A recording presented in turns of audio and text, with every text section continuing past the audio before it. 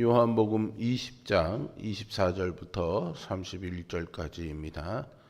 요한복음 20장 24절부터 31절입니다.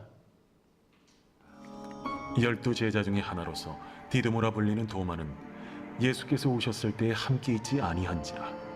다른 제자들이 그에게 이르되 우리가 주를 보았노라.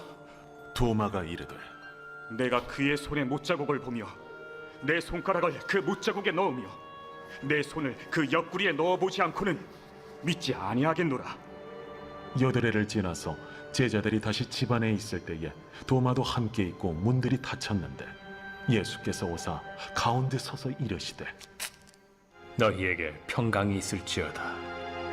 도마에게 이르시되 네 손가락을 이리 내밀어 내 손을 보고 네 손을 내밀어 내 옆구리에 넣어보라.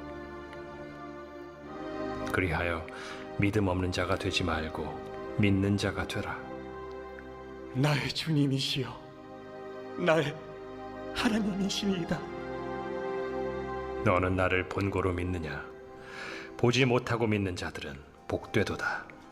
예수께서 제자들 앞에서 이 책에 기록되지 아니한 다른 표적도 많이 행하셨으나 오직 이것을 기록함은 너희로 예수께서 하나님의 아들 그리스도이심을 믿게 하려 함이요 또 너희로 믿고 그 이름을 힘입어 생명을 얻게 하려 함이니라. 아멘. 1961년 인류 최초로 우주를 탐험했던 유리 가가린이라는 사람은요, 나는 우주에 가봤지만 거기엔 하나님이 없었다라고 그렇게 말했다고 합니다. 하지만요, 보이지 않는다고 존재하지 않는 것은 아닙니다. 도마 역시 부활하신 예수님을 보기 전까지는 믿지 못했습니다. 제자들에게 나타나셔서 부활의 증거와 평강과 성령과 새 생명을 주신 예수님이 이번에는 예수님의 부활을 믿지 않는 도마를 찾아오십니다. 예수님은 도마가 구했던 증거를 직접 보여주시고 참된 믿음에 대한 가르침도 더하시죠. 의심하는 도마를 찾아오신 예수님의 자비를 대할 때 우리는 위로를 받습니다. 연약한 우리도 인생의 문제 앞에서 예수님의 살아계심을 의심하기 때문이죠. 예수님은 상처를 보여주심으로 도마의 의심을 물리쳐 주신 것처럼 우리의 불신을 바로잡아 주십니다.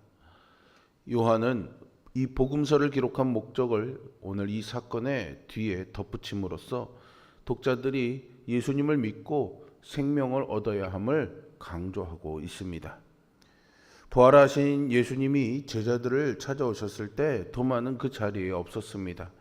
따라서 주를 보았다라는 제자들의 증언에도 불구하고 자신이 직접 확인해야 믿겠다는 도마를 단순히 믿음이 없는 자라고 단정짓기는 섣부릅니다.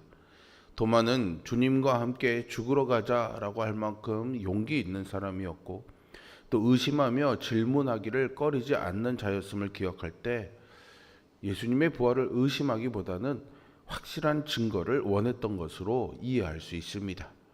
그래서 예수님은 여드레가 지나 도마가 있는 곳으로 찾아오시죠.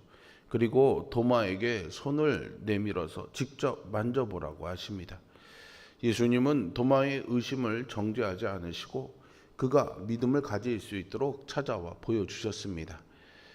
믿음 없는 자가 되지 말고 믿는 자가 되라라는 이 말씀은 책망이라기보다는요, 오히려 권면에 가깝습니다. 도마는 요한이 복음서를 기록할 당시의 세대를 대표하고 있습니다. 그들은 마리아나 제자들처럼 빈 무덤이나 부활하신 예수님을 직접 목격하지는 못했습니다. 예수님의 부활을 목격한 자들의 증언만 들은 도마와 같은 입장이었던 거죠. 요한은 이들이 예수님의 부활을 믿도록 그들과 같은 입장인 도마를 마지막에 등장시킨 것입니다. 따라서 예수님의 말씀은 도마와 같은 상황에 처한 모든 이들을 위한 것으로 이해할 수 있습니다. 예수님은 도마에게 내 손가락과 내 손을 내밀어 내 상처에 넣어보라고 말씀하셨죠. 도마는 그 즉시 나의 주님이시요 나의 하나님이십니다 라고 고백합니다. 그리고 주님은 그에게 큰 믿음을 가르쳐 주시죠. 29절에서 너는 나를 본고로 믿느냐? 보지 못하고 믿는 자들이 복되다라고 말입니다. 우리도 도마와 같습니다. 그러나 숱한 부활의 증인들이 우리에게 있죠. 그러니 보지 않고 믿는 것이 더욱 복됨을 기억하며 그 믿음의 자리에 서 있는 우리 모두가 되기를 바랍니다. 도마는 부활하신 예수님을 직접 눈으로 확인하고서는 나의 주 나의 하나님이라고 고백했습니다. 이렇게 고백할 수 있었던 것은 단순히 예수님이 다시 살아나셨기 때문이 아니라 그분에게서 존귀하고 뛰어난 하나님의 영광을 보았기 때문입니다. 하나님은 인간의 죄 문제를 해결하시고 사망 권세를 이기시고 부활하신 예수님께 영광과 존귀를 회복시켜 주셔서 예수님을 나의 주 나의 하나님으로 고백하게 하십니다. 우리는 부활하신 예수님을 직접 만나지는 않았습니다. 그러나 살아계신 예수님은 지금도 생생한 이 하나님의 말씀과 성령님의 역사로 우리에게 당신의 살아계심을 증거하고 계십니다. 우리를 친밀한 교제 가운데 초대해 주시고 만나 주시죠.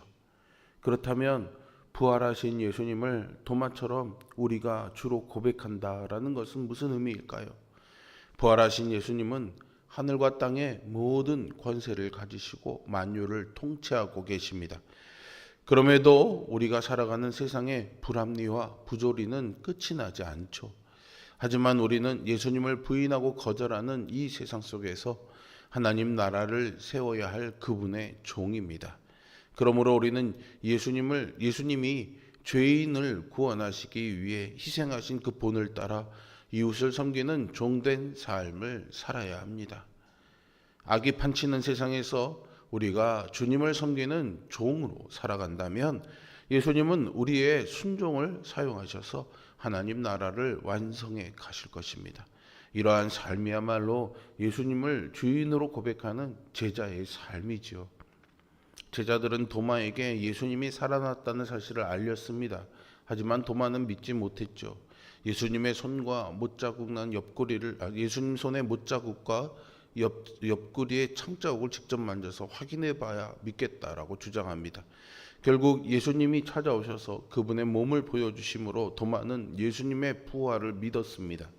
예수님은 그에게 보고 믿는 것보다 보지 않고 믿는 것이 더 복되다고 말씀하셨습니다. 우리가 예수님의 살아계심을 믿는 것은 눈으로 보았기 때문이 아닙니다. 우리는 제자들이 전해준 이 부활의 놀라운 소식, 그 복음이 기록된 그 말씀을 통해 믿음을 가지게 되었죠. 그래서 우리는 예수님을 보지 않고도 믿는 복된 자들입니다. 어떤 상황에서도 하나님의 말씀을 신뢰하는 것이야말로 주님이 기대하시는 믿음의 자세입니다. 베드로가 거센 파도와 바람을 보고 물속에 빠져 들어갔던 것처럼 우리를 둘러싼 환경은 늘 우리의 믿음을 흔들어 놓습니다. 우리를 억울하게 하는 상황들과 불의한 세상을 볼 때 예수님이 세상을 다스리시고 계신지 의심이 들기도 하죠. 이때 우리는 하나님의 말씀으로 돌아가 그 말씀을 의심 없이 신뢰해야 합니다. 말씀은 육신의 눈으로 볼 수 없는 주님을 볼 수 있게 해주는 은혜의 도구입니다. 물론 주님은 연약한 우리를 위해 신비한 영적 체험을 허락하시기도 하시죠. 그러나 보지 않고도 하나님의 말씀을 의심 없이 믿고 신뢰하는 것이 주님을 가장 기쁘시게 하는 것임을 꼭 기억하시기 바랍니다. 우리가 예수님의 부활을 믿는 근거는 환상이나 특별한 체험에 있지 않습니다. 우리는 제자들을 통해 전해진 말씀을 받아들이고 믿었습니다. 주님은 이 믿음을 복되다 칭찬하십니다. 그러므로 불신으로 가득한 세상에서 우리는 흔들림 없이 말씀을 신뢰해야 합니다. 이 믿음 위에 예수님이 우리의 주님이신 것을 세상에 선포해야 하는 것이죠. 요한은 간접 증거를 보았던 마리아와 두 제자, 그리고 직접 증거를 보았던 제자들, 증언만 듣고는 믿을 수 없어 증거를 요구했던 도마, 그리고 그를 찾아오신 예수님과 보지 못하고 믿는 자들은 복되다라는 예수님의 말씀을 언급한 후에 복음서를 기록한 궁극적인 목적을 31절에서 이렇게 기록합니다. 너희로 예수께서 하나님의 아들 그리스도이심을 믿게 하려 하며 또 너희로 믿고 그 이름에 힘입어 생명을 얻게 하려 함이다 라고 말이죠. 요한복음은요, 마태, 마가, 누가, 요한 4복음서 중에서요 가장 늦게 기록된 책입니다. 예루살렘이 멸망한 주후 70년 이후부터 요한이 반모 섬으로 유배되기 전인 주후 95년경 사이에 기록된 것으로 보이는데요.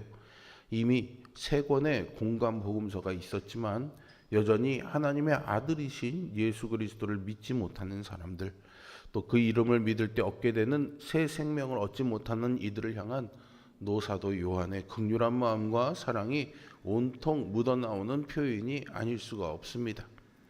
도마의 고백에 이어 자연스럽게 요한복음의 기록 목적을 자세히 밝힘으로 독자 모두에게 마치 손을 내밀어서 옆구리에 넣어보라는 예수님의 권면이 들려지는 듯한 경험을 제공하고 있죠. 이 믿음이 필요한 모든 자들에게 주님은 지금도 동일한 믿음으로 초대하고 계십니다. 도마의 이야기는 믿음의 여정을 자연스레 우리에게 알려줍니다. 도마의 이야기를 통해 보지 않고도 믿는 믿음이 얼마나 귀한지 깨닫게 됩니다. 이 믿음은 우리의 노력이 아니라 하나님의 은혜로 주어지는 선물이며 그 믿음을 통해 우리는 하나님과 친밀한 관계 속에 들어가게 됩니다.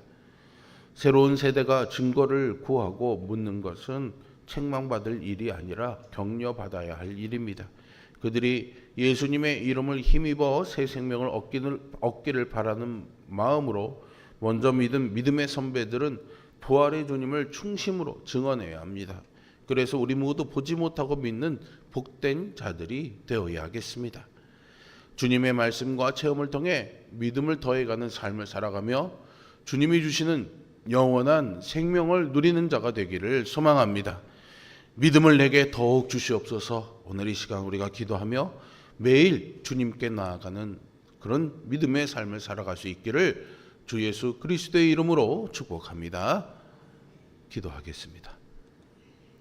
생명이요 부활 되신 예수 그리스도를 통해 우리에게 영원한 생명의 약속을 주시는 아버지 하나님, 오늘 우리의 믿음을 더욱더 분명히 해주시려 이 부활의 증거들을 말씀을 통해 듣게 하여 주시고 깨닫게 하시는 은혜를 주시니 감사와 찬양을 드립니다.